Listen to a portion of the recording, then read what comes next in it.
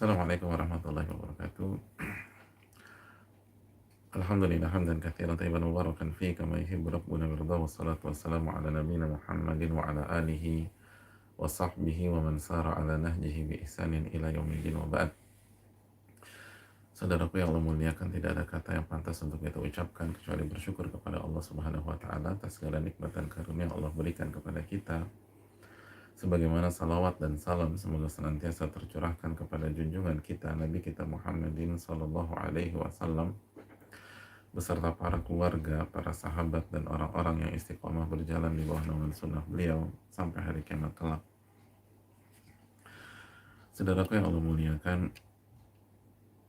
pada kesempatan kali ini kita meminta kepada Allah Subhanahu wa taala ilmu yang bermanfaat, dan semoga Allah Subhanahu wa taala memberikan kita ilmu yang bisa kita amalkan, bisa kita terapkan dalam kehidupan sehari-hari, sebagaimana Allah melindungi kita dari ilmu yang tidak bermanfaat. Allahumma inna nas'aluka ilman nafi'a wa na'udzubika min ilmin la yanfa'. Dan saudaraku yang Allah muliakan, pada kesempatan yang berbahagia ini kita akan kembali bersama dengan ulama besar kita, ulama kesayangan kita, Al-Imam Yahya bin Sharaf bin Murri bin Hasan bin Hussein bin Muhammad Abu Zakaria, atau yang dikenal dengan nama Al-Imam An-Nawawi rahimahullahu ta'ala, bersama salah satu karya besarnya Riyadhus Shalihin, tamannya orang-orang soleh. Dan saudaraku yang Allah muliakan, kita sudah memulai perjalanan kita dengan Riyadhus Shalihin, dan kita masuk ke hadis yang pertama. Dan pada pertemuan yang lalu kita sudah berbicara sedikit atau selayang pandang tentang sahabat yang meriwayatkan hadis yang begitu luar biasa ini. Hadis yang sangat mulia, hadis yang akan kita bicarakan sebentar lagi, bagaimana pandangan para ulama tentang hadis ini. Dan pada pertemuan yang lalu kita sudah membahas bahwa Umar bin Khattab radhiyallahu ta'ala adalah seorang sahabat besar, seorang sahabat yang dijamin oleh Nabi kita SAW mendapatkan tempat di surga. Beliau mengatakan Umar fil jannah, Umar radhiyallahu ta'ala anhu pasti masuk surga. Dan Nabi SAW juga menyatakan laukana ba'di nabiyyun lakana Umar, kalau ada Nabi setelahku orangnya pasti Umar. Dan dalam riwayat yang lain Nabi juga SAW mengatakan iqtadu billadaini min ba'di Abi Bakar wa Umar, ikutilah dua sosok setelah aku wafat, Abu Bakar dan Umar. Dan juga beliau SAW menyatakan kebenaran telah Allah penuhi dan Allah masukkan ke dalam lisan dan hati Umar bin Khattab radhiyallahu ta'ala an.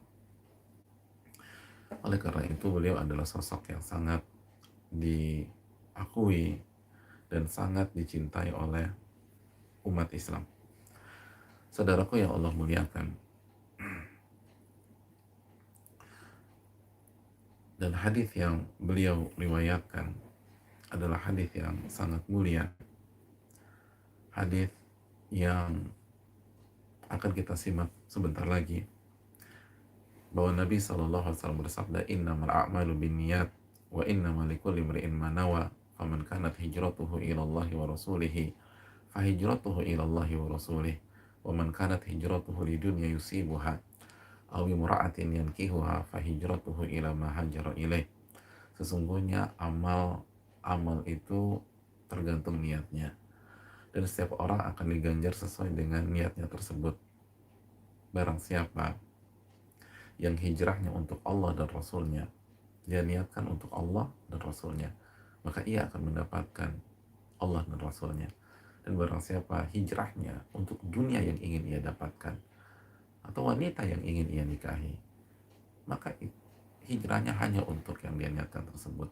Ia nggak mendapatkan Allah dan ia nggak mendapatkan Rasulullah SAW.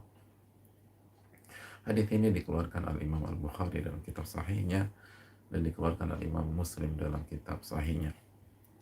Saudaraku yang Allah muliakan,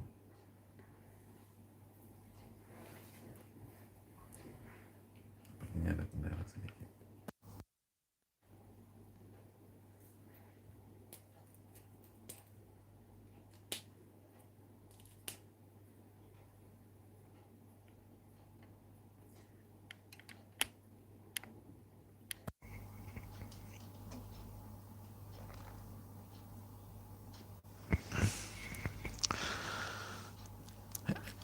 Saudaraku yang Allah muliakan,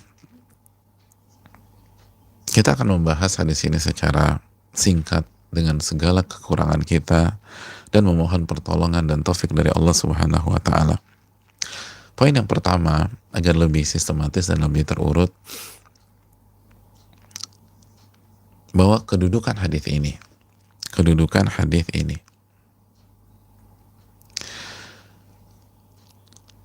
Al-Imam An-Nawawi mengatakan ajma'al muslimun ala idhami mawqi'i hadzal hadis wa kathrata fawaidi wa sihhatih.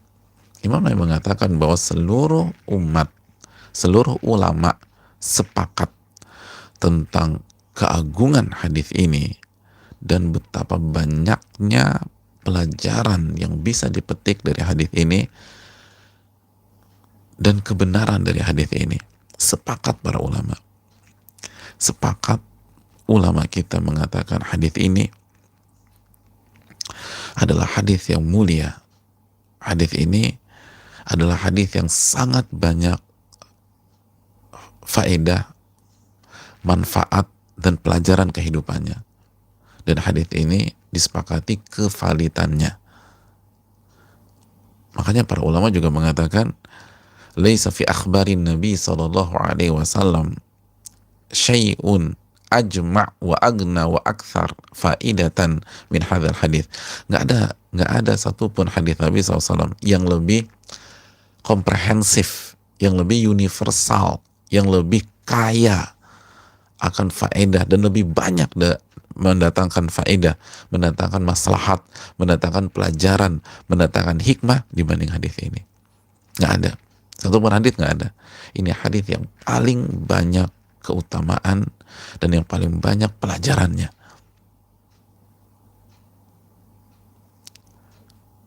Ini hadis yang luar biasa. Makanya kita kalau mau bicarakan hadis ini secara komprehensif, mungkin 1 tahun nggak cukup. Boleh kalau seminggu sekali, 1 tahun nggak cukup.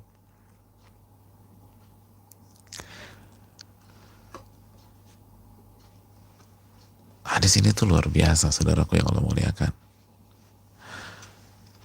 Bahkan ada banyak para ulama menulis khusus tentang hadis ini saja. Khusus tentang hadis ini saja. Ada disertasi yang jumlah halamannya sampai 600 halaman. Itu intinya membahas hadis ini. Dan juga ada karya ilmiah yang jumlahnya 700-an halaman itu untuk membedah hadis ini. Kan ada yang 600 halaman, ada yang 700-an halaman untuk membahas hadis ini. Ini kalau kita potong-potong dan dikaji selama sehari atau dikaji secara setiap hari 30 menit gitu atau 45 menit, mau selesai kapan? 700 halaman atau 600 halaman? Maka nggak heran para ulama mengatakan seperti Imam Nawawi tadi, ini hadis yang paling disepakati oleh para ulama kita, memiliki banyak sekali pelajaran, bahkan yang paling kaya kata mereka, yang paling banyak pelajaran dan hikmahnya. Maka rugi kalau kita nggak membahas hadis ini. Al-Imam Al-Iraqi, saudaraku yang Allah muliakan, mengatakan hadzal hadits qa'idatun min qawaidil Islam. Hadis ini adalah kaidah, pondasi dari pondasi-pondasi agama Islam kita. Sampai-sampai kata Al-Imam Al-Iraqi, ada yang mengatakan hadis ini adalah sepertiga ilmu. Hadis ini sepertiga ilmu. Ada yang mengatakan 1/4 ilmu. Ada yang mengatakan 1/5. Sedangkan Al-Imam Asy-Syafi'i dan Imam Ahmad mengatakan 1/3 Islam. Jadi Imam Ahmad dan Imam Syafi'i dan lain-lain mengatakan bahwa Islam itu jika dibahas secara global itu larinya ke 3 hadis. Larinya ke 3 hadis. Hadis yang pertama, innamal a'malu binniyat. Hadis yang kedua, man amila amalan laisa alaihi amruna fahuwa rad. Hadis yang ketiga, al halalu bayyin wal haramu bayyin. Jadi Islam kalau bahas secara global, ini larinya ke 3 hadis ini. Makanya mereka mengatakan ini sepertiga Islam. Maksudnya apa? Maksudnya dijelaskan sebagian para ulama, Islam itu secara global mana boleh dan tidak boleh. Kan begitu ya. Agama Islam secara global, kita bicara A sampai Z, itu kita membahas mana yang boleh, mana yang tidak boleh kerjakan. Mana yang boleh dan mengarahkan kita ke surga, mana yang nggak boleh karena membawa kita ke neraka. Kan itu. Bukan ingin memberatkan kita, bukan. Tapi mana yang boleh sehingga kita bisa masuk ke dalam surga, ini jalan yang benar, makanya boleh jalan. Mana yang nggak boleh, karena jalan itu menuju ke neraka. Dan itulah hadits al-halalu bayyin wal haramu bayyin. Yang halal jelas, yang haram jelas. Nanti di waktunya kita akan bahas di sini. Setelah kita tahu, maka dari mana kita bisa tahu mana jalan yang menuju surga dan mana jalan yang menuju neraka? Mana yang boleh, mana yang nggak boleh? Maka jawabannya dikembalikan kepada tuntunan Rasulullah SAW. Jadi biar kita tahu mana jalan yang boleh dan mana yang nggak boleh, kan kita butuh guidance-nya apa nih gitu loh. Petanya apa? GPS-nya apa? Waze-nya apa? Google Map-nya apa? Biar kita tahu ini jalan benar atau salah sih. Jangan-jangan bawa ke neraka. Oh enggak, ini benar, ini jalan menuju surga. Ini boleh kok. Kita boleh melalui ini. Saya boleh lewat nih jalan sini. Nggak buntu nih. Enggak, ini nggak buntu. Jangan jurang di depan. Radius 2 kilometer lagi ternyata jurang. Enggak. Ini jalan menuju surga, misalnya. Nah, kita taunya dari mana? Kita tahu dari petunjuk Rasul Shallallahu Alaihi Wasallam. Itulah hadits man amila amalan laisa alaihi amruna fahuwa rad.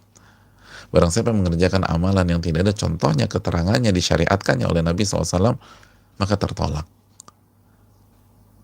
Jadi kita tahu jalan yang benar dan ini jalan yang nggak benar itu dari petunjuk Rasul SAW. Dari sunnah. Sunnah di sini bukan menurut terminologi fikih, tapi sunnah di sini menurut terminologi akidah. Maksudnya jalannya Rasul Shallallahu Alaihi Wasallam. Kita ikut guidance-nya Rasul Sallallahu Alaihi Wasallam. Nah, ketika kita sudah mengetahui ini tuntunan Nabi, saya kerjakan. Apakah otomatis kita langsung masuk ke dalam surga? Kalau enggak, belum selesai. Belum selesai. Kita baru masuk ke dalam surga jika saat kita menempuh jalan yang benar, tujuan kita mencari wajah Allah. Ikhlas. Bukan mengharapkan pujian. Bukan mengharapkan sanjungan. Bukan mendapatkan panggung dunia. Bukan diangkat untuk mendapatkan jabatan tertentu. Tujuan kita bukan itu. Tujuan kita adalah mencari ridha Allah Subhanahu wa taala. Mencari wajah Allah Subhanahu wa taala. Dan itulah innamal a'malu binniyat. Itulah hadits innamal a'malu binniyat, barang sesungguhnya amal itu tergantung niatnya.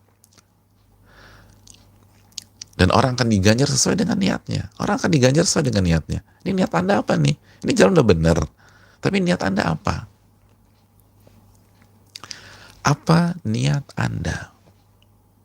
Apakah karena Allah atau karena manusia? Apakah karena Allah atau karena manusia? Kalau karena manusia, kan ingin dipuji, ingin disanjung, ingin mendapatkan secuil dari dunia, maka Anda nggak dapat apa-apa. Anda nggak dapat apa-apa. Masih ingat 3 orang yang pertama kali diazab pada hari kiamat? Kita sudah bahas hadisnya. Dia akan masuk ke neraka. Walaupun jalannya benar. Walaupun jalannya benar. Hadirin yang Allah muliakan.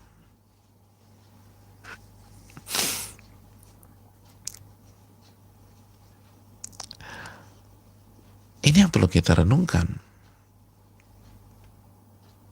Ini antara akhirat, surga, dengan berprestasi di dunia.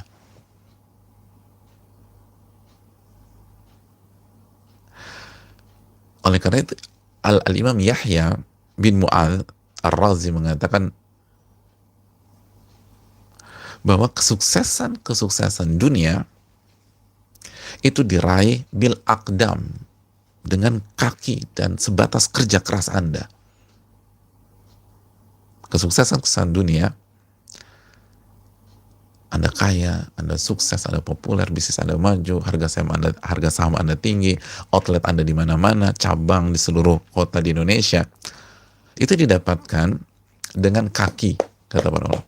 Maksudnya fisik, kerja keras. Totalitas kerja keras Anda. Dengan kaki, dengan fisik Anda. Anda habis-habisan secara fisik Anda dapat. Adapun kesuksesan di akhirat, tuqta'u bil qulub, diraih dengan hati sebelum dengan fisik. Fisik penting, makanya kita harus sholat, kita harus puasa nanti Ramadan, tapi nggak cukup dengan itu. Al-qalb. Itulah alasannya kenapa Imam Ahmad, Imam Syafi'i rahimahullah mengatakan nggak cukup hanya berjalan di atas jalan kebenaran. Itulah peran innamal a'malu binniyat. Amal itu tergantung niatnya. Amal itu tergantung niatnya. Makanya coba kita lihat sampel yang disampaikan Nabi SAW dalam hadis di atas.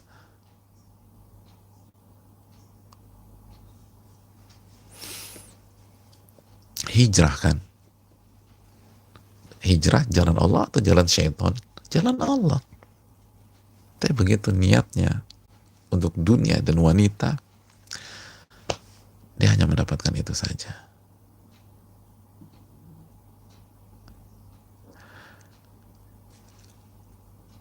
Jadi Islam itu secara global, jika ingin diwakilkan oleh hadis-hadis Nabi SAW, bermuara ketiga hadis. Apa saja? Hadis ini, lalu man amila amalan laisa alaihi amruna fahuwa rad, dalam hadis Bukhari Muslim, dan itu lafaz Imam Muslim, barang siapa mengerjakan amal ibadah yang tidak ada tuntunannya, keterangannya, maka tertolak. Lalu yang berikutnya, al-halalu bayyin wal haramu bayyin, dalam hadis Bukhari, yang halal jelas, yang haram jelas. Pemaparannya gimana? Pemahamannya baik. Kok 3 hadis, bukan meremehkan hadis yang lain, ini secara global, karena secara global bicara Islam, bicara mana yang boleh karena itu akan menyelamatkan Anda dan masuk ke surga, dan mana yang tidak boleh Anda jalani karena itu akan membawa Anda ke neraka. Itu aja. Islam nggak ingin mempersulit kita. Islam nggak ingin mengekang. Yang nggak boleh itu karena bawa ke neraka. Karena bawa ke neraka. Dan yang boleh karena akan mengarahkan kita ke surga. Terus tahu dari mana? Ini banyak nih. Semua menawarkan sesuatu yang indah, yang manis. Marketingnya jago-jago.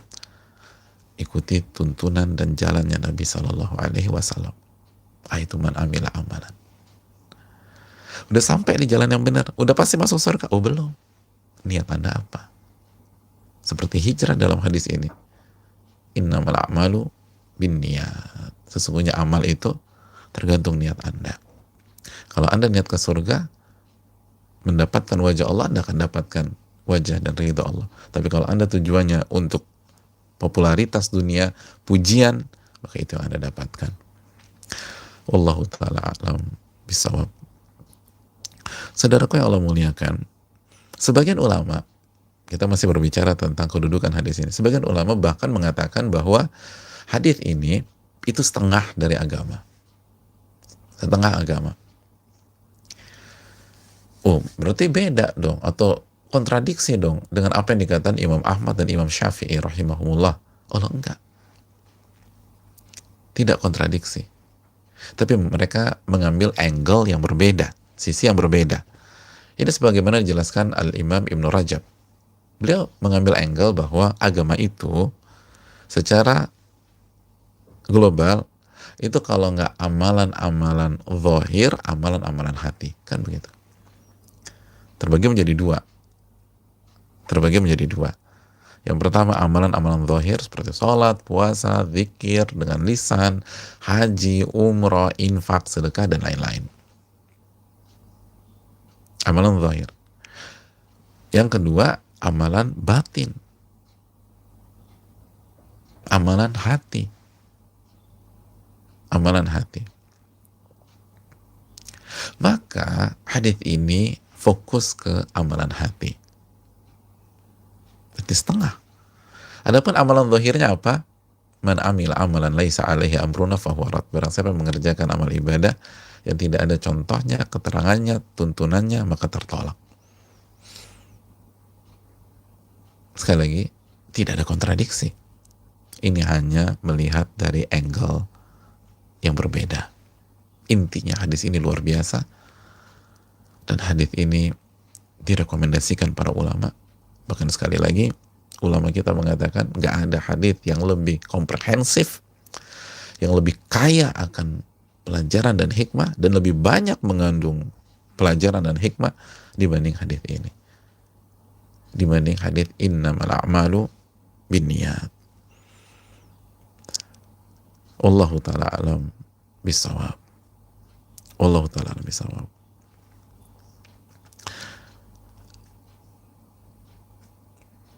Pelajaran yang berikutnya, setelah kita tahu bahwa hadis ini begitu tinggi kedudukannya di dalam Islam dan di dunia para ulama. Pelajaran yang kedua, saudaraku yang Allah muliakan, hadis ini memberikan pelajaran kepada kita bahwa kita sebagai seorang muslim harus mempelajari niat. Perlu dan harus mempelajari niat.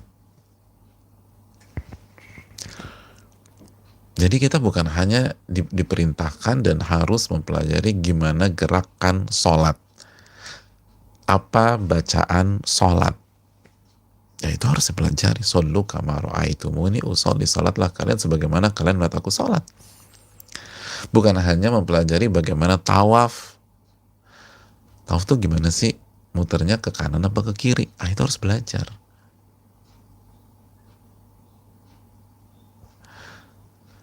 Sa'i harus belajar. Puasa Ramadan, kapan sahurnya? Lalu berapa lama sahurnya? Apakah harus maghrib atau boleh sampai asar terus minum lanjut lagi misalnya? Itu harus dipelajari. Oh ternyata nggak boleh.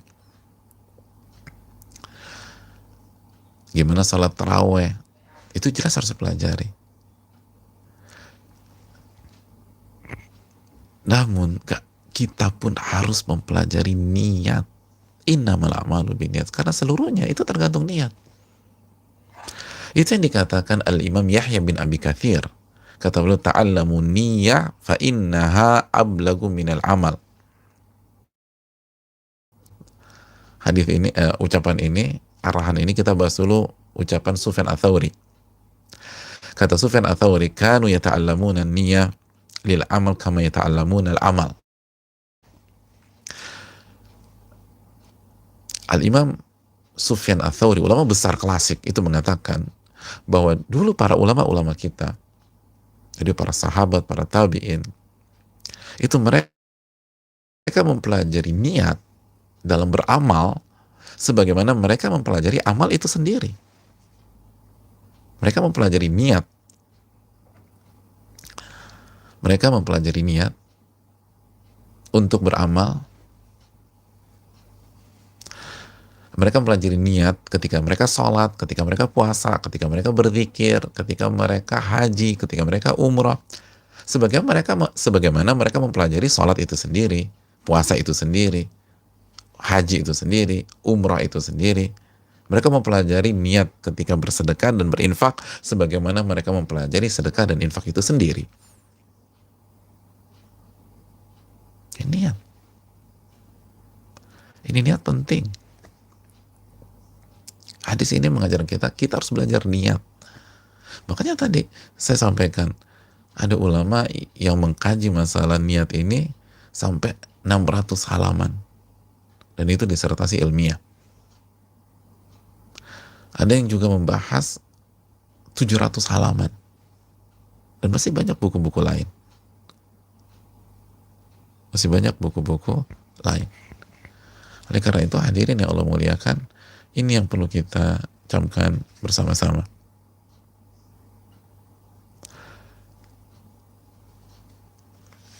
Saya bercontoh ya,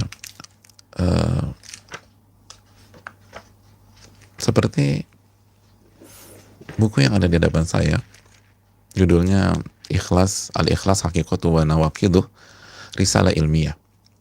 Ini 600 halaman. Ini adalah awalnya adalah Risalah Ilmiah li Darajatil Magister. Ini adalah tesis karya ilmiah yang awalnya karya ilmiah untuk program magister S2 atau tesis. Quddimat fi qismil aqidah bi kulliyati da'wah wa usuluddin bi Jami'ati Ummul Qura. Diajukan di Fakultas Akidah di Fakultas Dakwah atau Qism Akidah, jurusan Akidah Fakultas Dakwah dan Usuluddin di Universitas Ummul Qura. Sekilas info, Ummul Qura di tahun 1423 Hijriah. 1423 Hijriah. Sekarang 1441. Dan buku ini dapat nilai 94% karya ilmiah untuk meraih gelar magister.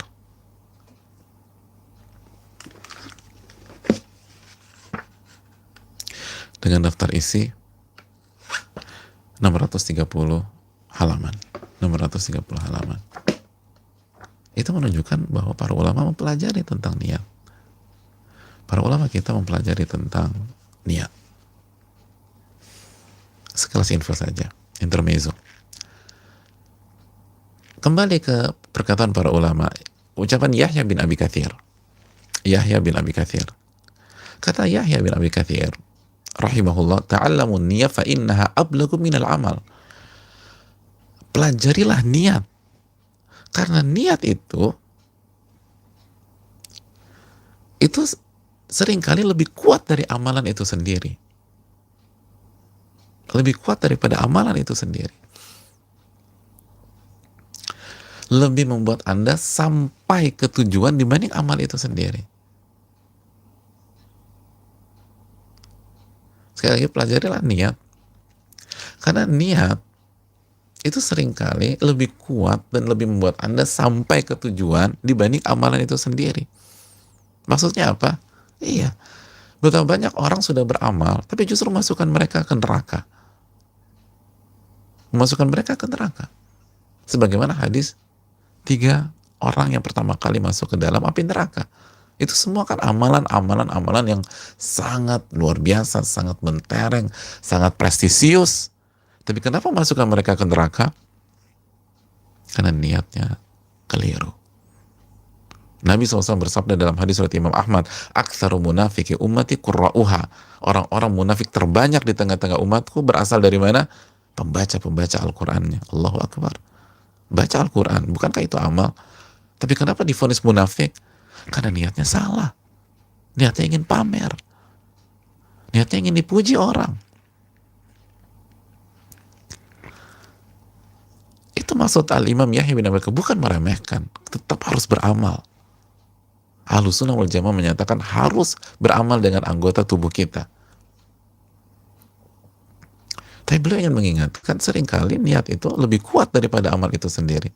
Dan di sisi lain, betapa banyak orang nggak bisa beramal, tapi dia punya niat yang luar biasa, ikhlas karena Allah, dia mendapatkan pahala itu. Masih ingat kajian kita tentang persiapan Ramadan di saat perang Tabuk? Dan nanti kita akan ketemu lagi hadis itu di Riyadhus Shalihin insyaallah ta'ala. Mereka nggak ikut berjuang dengan Nabi SAW, tapi mereka dapat pahala nggak? Dapat. Nabi kata, masirtum masiran wala qata'tum wadiyan illa syarakukum fil ajr kama qala. Tidaklah kalian melangkah melewati setiap jalan atau melewati setiap bukit, setiap lembah, kecuali mereka yang ada di Madinah yang nggak ikut Ya nggak beramal seperti amal kalian, nggak ikut, tapi tetap dapat pahala. Sebagaimana pahala kalian. Langkah kalian berapa? Langkah kalian misalnya 4.321, mereka dapat 4.000. Tadi berapa ya? Tebak aja. 4.321 misalnya. Dapat. Ablak minal amal. Ini ilmu penting di dalam agama kita. Ini ilmu penting. Dan banyak orang lupa tentang masalah ini. Banyak orang lupa. Ini yang perlu kita camkan jamaah sekalian yang Allah muliakan.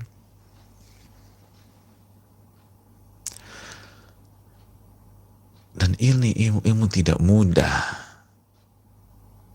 Ini ilmu tidak mudah. Al-Imam Yusuf bin Asbat pernah mengatakan, ta'allamu sihhatal amal min saqamih. Pelajarilah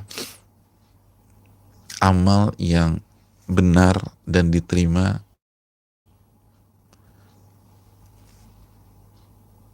dari amal ibadah tersebut. Jadi, dan diantaranya ada pelajaran tentang keikhlasan, pelajaran tentang niat.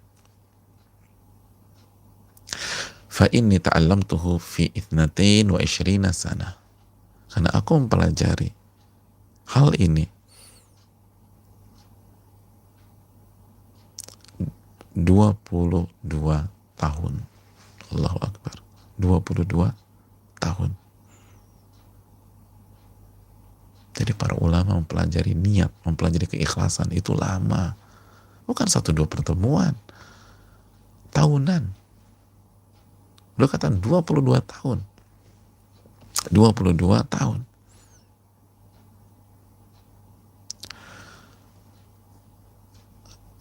Dan itu masalahnya. Kenapa kita gampang riya, gampang pengen dipuji dan seterusnya? Karena kita nggak belajar. Kita fokus hanya belajar gerakan dan seterusnya. Gerakan penting, jelas. Tapi mana waktu kita pelajari niat? Mana waktu kita menata hati kita?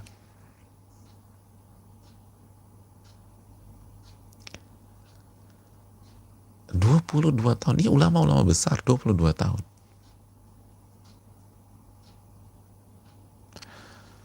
Lalu bagaimana dengan kita? Bagaimana dengan kita? Hadirin yang Allah muliakan.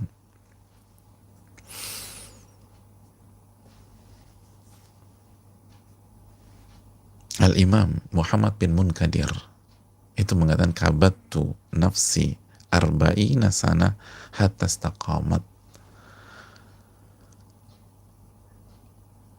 Aku menghadapi jiwa dan hatiku selama 40 tahun, baru jiwa dan hatiku itu bisa istiqomah, bisa saya atur, mengharapkan ridha Allah Subhanahu wa ta'ala dan amalan-amalan hati yang lain. 40 tahun. 40 tahun. Siapa beliau hadirin? Muhammad bin al-Munkadir. Ada yang tahu beliau siapa? Beliau itu dijelaskan para ulama Sayyidul Qurra, pemimpinnya para qori di era ulama klasik. Nah, bukan level bawah, pemimpinnya para qori Al-Quran, orang-orang yang menguasai Al-Quranul Karim di masa klasik. Berapa belajar memperjuangkan? 40 tahun. 40 tahun. Makanya belajar tentang niat, belajar tentang amalan hati. Kalau bagi kita ini adalah kewajiban seumur hidup. Ya kalau belum 40 tahun, terus gimana kita? Kita yang gak hafal, jangankan jadi qori. Baca bener aja masih banyak yang salah. Oleh karena itu ini yang perlu kita camkan. Hadirin yang Allah muliakan.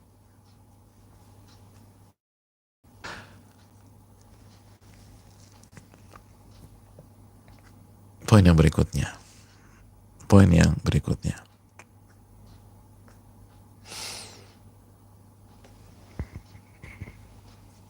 Hadirin yang Allah muliakan.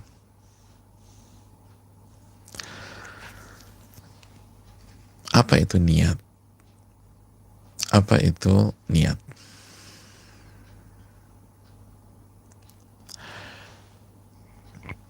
Niat. Dan niat sudah bahasa Indonesia. Niat sudah merupakan bahasa Indonesia.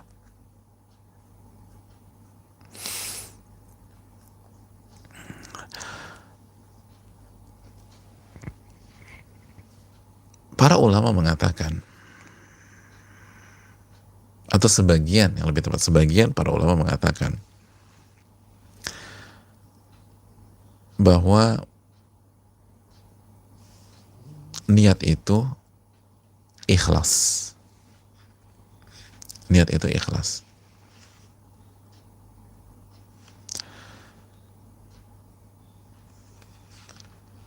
Dan ini bisa kita lihat dari keterangan Al-Imam Ibn Abdul Bar, salah satu ulama besar dalam mazhab Malikiyah.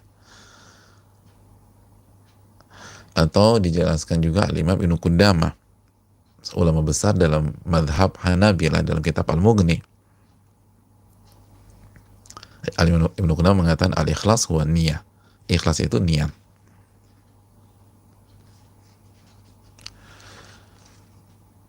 Hanya saja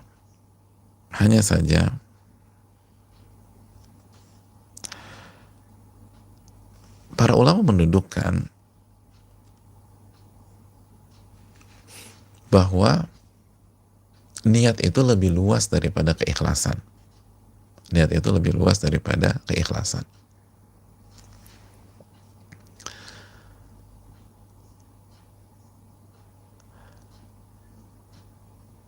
Dan ikhlas itu bagian dari keikhlasan.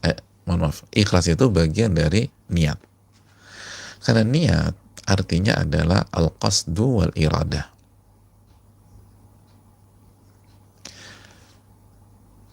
Tujuan dan keinginan. Tujuan dan keinginan.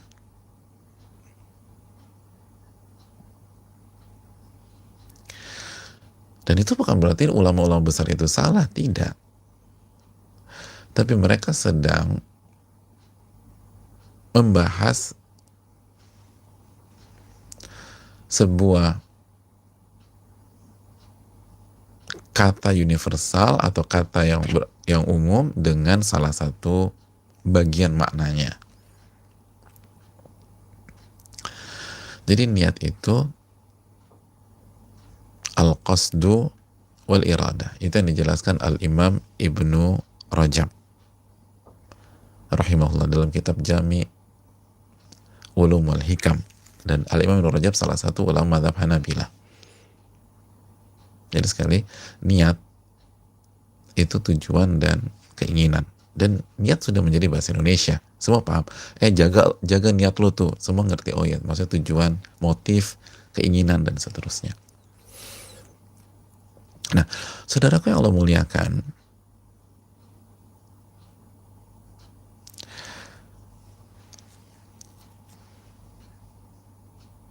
ulama menjelaskan bahwa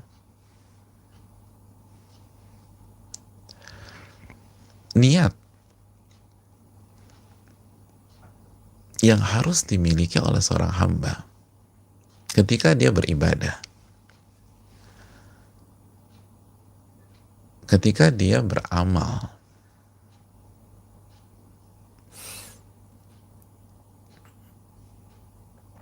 itu ada berapa niat? Ketika kita mau sholat misalnya, ketika kita mau puasa, ketika kita mau umroh,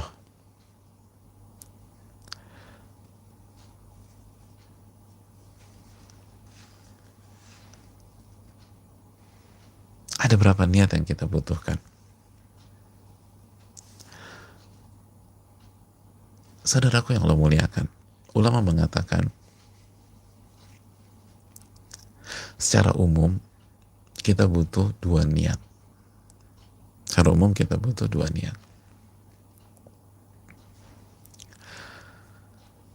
Karena niat itu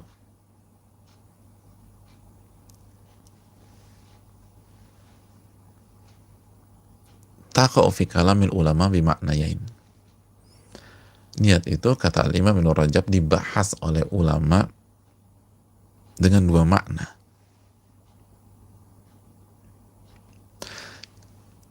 Mari kita simak biar jelas. Saya tahu mungkin masih banyak yang berapa apa sih maksudnya dua niat, dua makna. Yang pertama, dalam beramal secara umum kita butuh niatul amal. Niatul amal.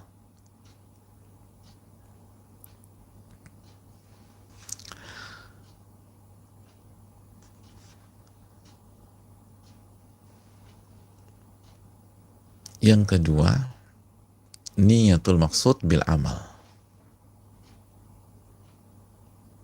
Niatul maksud bil amal.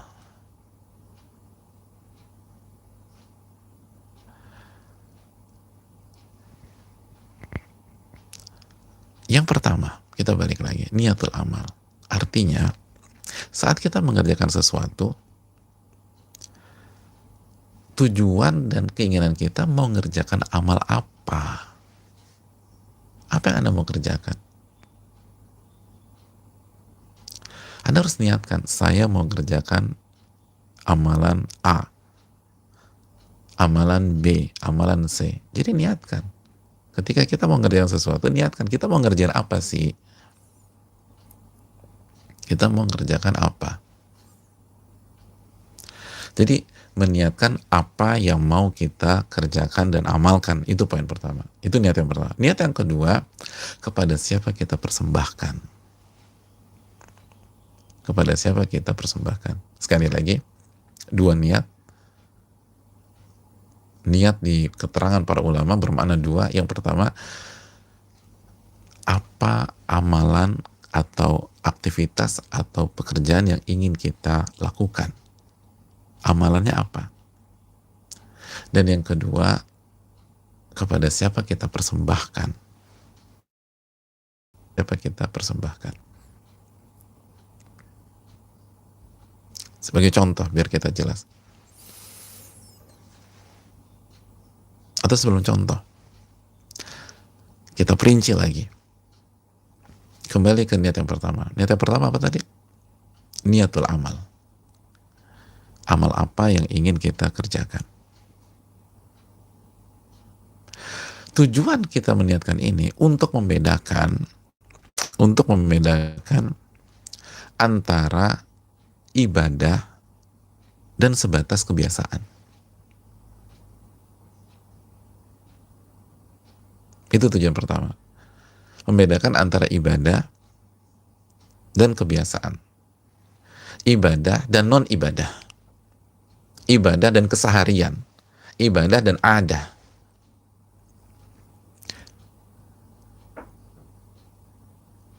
Ibadah dan adah.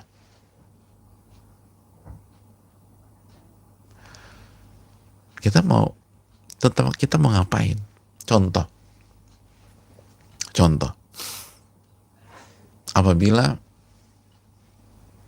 kita masuk kamar mandi atau buka keran,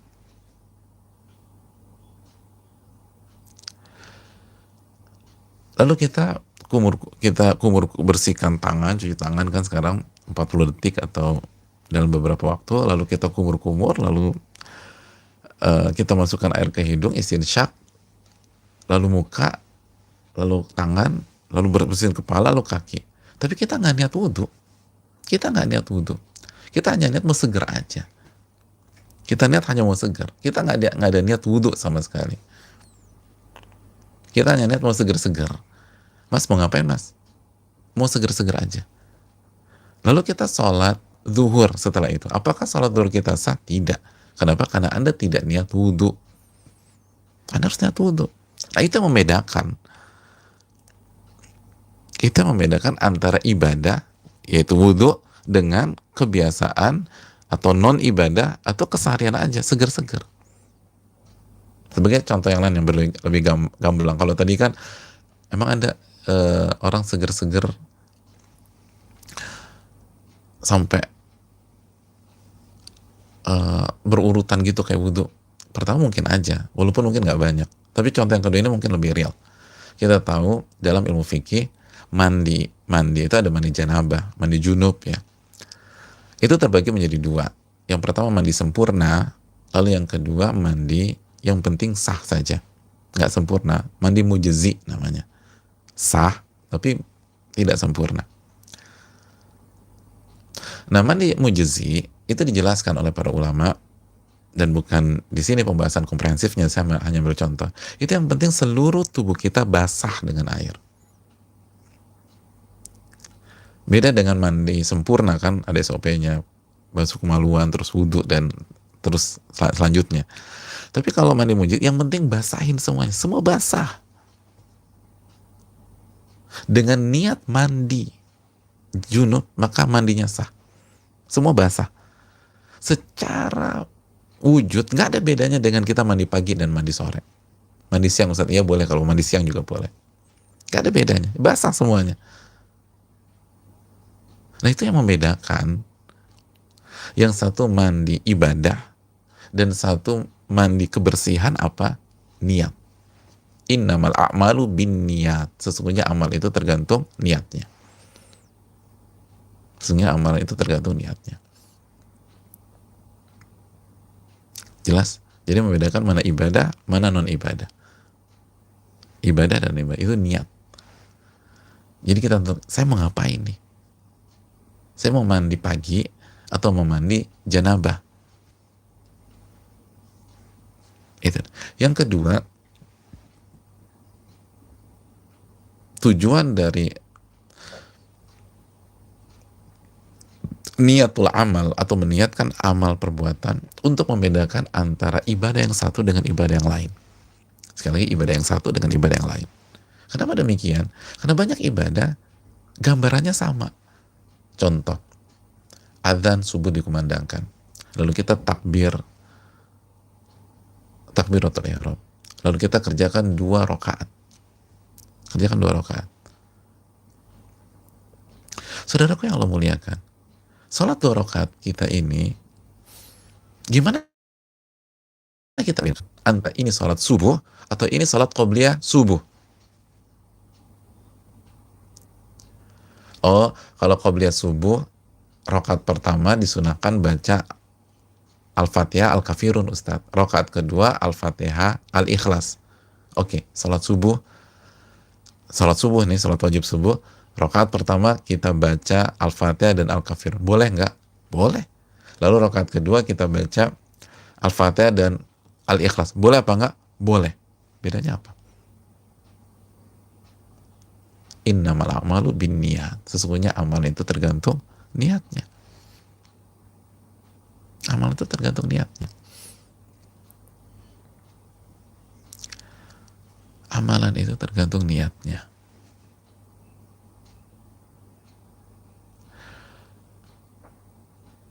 Saya meniatkan sholat qobliyah, maka dia sholat qobliyah.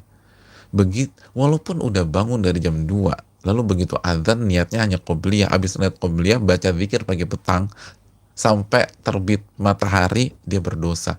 Kok berdosa? Aku kan udah sholat 2 rakaat. Mas, niat kamu tuh apa tadi? Qobliyah subuh sih, sholat sunnah fajar. Berarti kamu belum sholat subuh? Belum. Ya dosa. Tapi kan aku nggak ketiduran. Ya kamu belum sholat subuh, Mas. Kamu harus sholat subuh. Dan contoh seperti banyak. Wanita yang haid ketika di Ramadan, dia harus bayar hutang. Akhirnya dia mau bayar hutangnya misalnya di Al-Muharram atau di Syawal. Di Syawal misalnya. Itu membedakan dia puasa bayar hutang atau puasa sunnah Syawal yang 6 hari. Itu apa? Oh, mungkin menu sahurnya Pak Ustadz. Ya, kita samain nih menu sahurnya. Misalnya ada gitu ya, nggak, kalau puasa wajib menu sahurnya komplit gitu, lebih semangat. Kalau sunnah air putih aja. Ya udah, kita puasa bayar hutang Ramadan, sahurnya air putih boleh nggak? Boleh, nggak ada masalah. Yang membedakan apa? Innamal a'malu binniyat. Jelas ini? Oke. Jadi saudaraku yang Allah muliakan, ini poin yang penting. Menentukan kita mau ngapain, apa yang mau kita kerjakan. Apa yang mau kita kerjakan? Apakah ini sebuah ibadah atau ini hanya sebuah kegiatan, aktivitas duniawi atau sehari-hari? Yang kedua, apakah ini adalah sebuah sholat zuhur atau sholat qobliyah zuhur? Atau kalau sholat zuhur agak ribet ya. Sholat, mohon maaf, kita revisi, kita hapus tadi contohnya, kita ambil contoh sholat qobliyah subuh atau sholat subuh.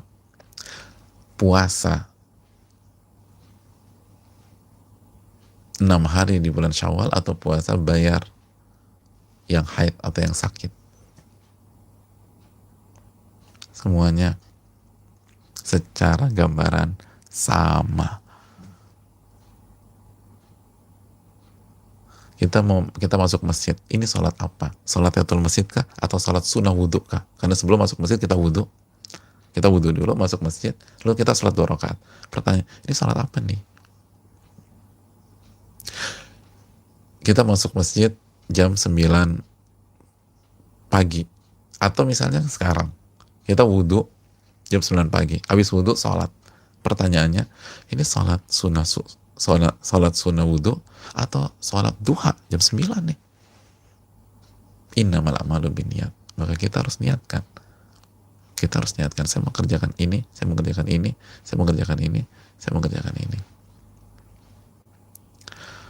Wallahu ta'ala a'lam bishawab. Saya rasa cukup sampai di sini, dan insyaallah kita akan lanjutkan. Dan saudaraku yang Allah muliakan, Al-Imam Ibnul Qayyim mengatakan niat ini seperti ruh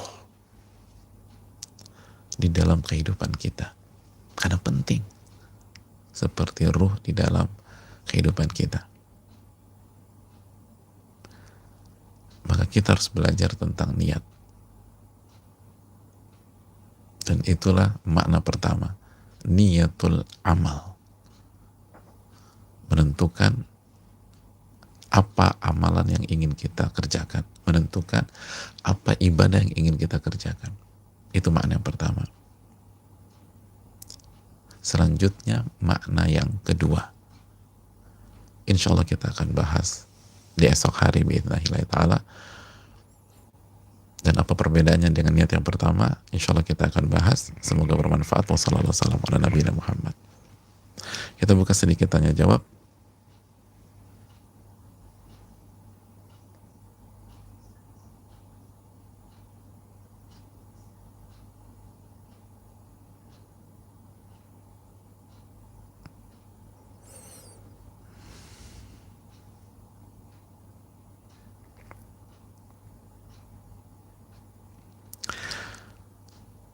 Semoga Ustadz dan teman-teman pagi ini yang streaming kajian pagi ini dalam keadaan sehat dan mendapatkan rahmat dari Allah Subhanahu wa Ta'ala.